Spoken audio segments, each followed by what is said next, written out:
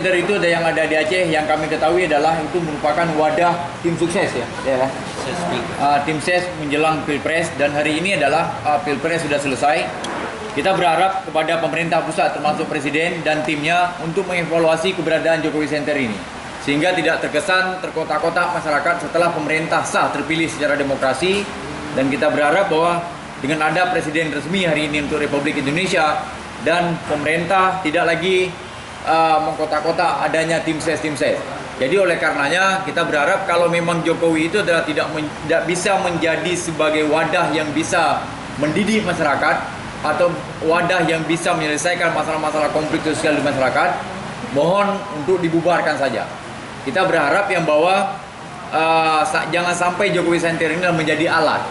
Jangan sampai Jokowi Center ini menjadi alat untuk mengintervensi pihak-pihak tertentu untuk mendapatkan kepentingan kelompok tertentu. Jadi itu yang menjadi harapan kita bersama.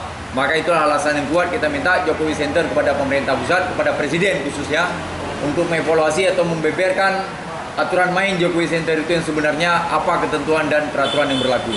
Demikian. Fitri Adi.